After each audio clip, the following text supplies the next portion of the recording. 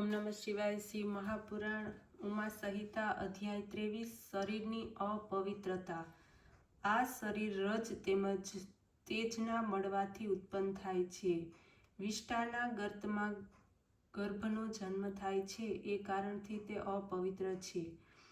जे शरीरनी संगति करीने पंचगव्य वगैरे पदार्थ तेमज अन्न जળ पण अपवित्र बने छे। आ देहने केटलाय पंचगव्योथी अथवा कुशળ જળથી पवित्र करवामां आवे तो पण ते क्यारेय पण शुद्ध थतुं नथी।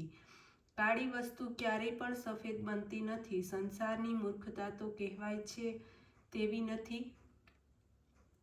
पोतानी दुर्गंधने तेमज पोताना मळने ज सूंघतो अने जोतो ते क्यारेय पण वैराग्यने धारण करतो नथी।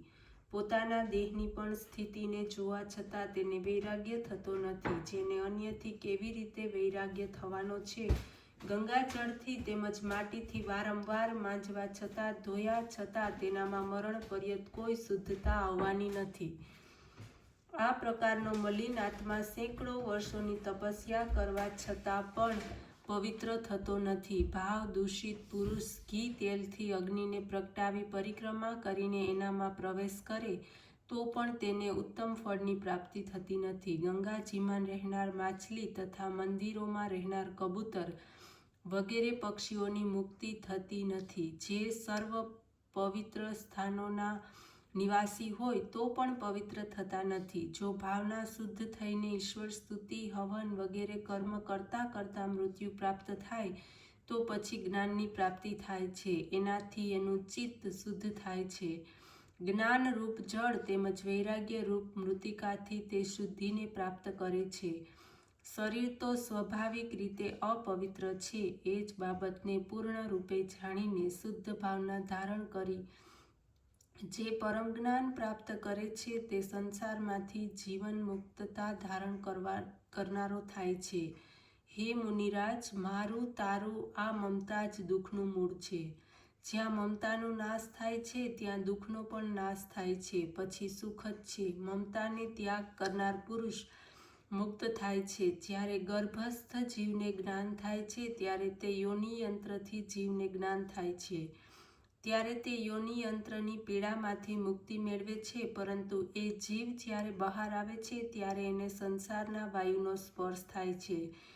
एना महाज्वरथी ग्रस्त थयेलो ते मोहने प्राप्त थाय छे। पहेला विचारेली सर्व वातोने भूली जाय छे। ईश्वरने पण जाणी शकतो नथी। कान होवा छतां पण ते पोतानुं हित सांभळी शकतो नथी। आंखो होवा छतां पण आंधळो छे। त्यारे तो तेनी बुद्धि पापोथी नाश पामे छे। संसारमां फसाईने ते दुख प्राप्त करे छे। तेथी ज भगवान शंकरे कृपा करीने शिव पुराणनुं साधन आप्युं छे, जेनाथी जीव मात्र मोक्षने प्राप्त करी शके। बाळपणमां इच्छतो होवा छतां पण जीव कशुं करी शकतो नथी। दांत નીકળતી વખતે ઘણા રોગોમાં ફસાઈને પીડા ભોગવે છે। કુમાર અવસ્થામાં કાનમાં દર્દ તથા વાંચવાથી વ્યાકુળ બનેલો તે અનેક દુઃખને જોતો જીવ કલ્યાણના રસ્તાને શોધી શકતો નથી। તે તો આશ્ચર્ય છે।